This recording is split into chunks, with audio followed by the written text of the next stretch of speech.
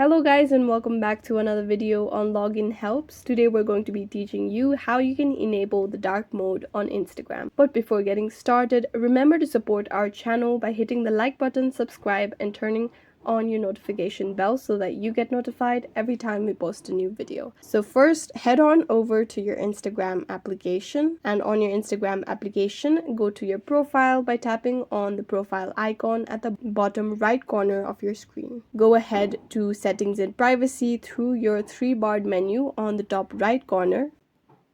Now, under settings and privacy, simply scroll down and you'll be able to see the accessibility option. Tap on it. Under accessibility, there's dark mode, and you can see that the system default option has been selected. However, if you want the Instagram dark mode to be enabled, you can simply tap on the on option that appears on the top of the list. After that, the dark mode will be enabled on your Instagram application, and this is how you can enable dark mode on your Instagram. I hope this video was useful. If you have any questions, let us know in the comments down below, and thanks for watching.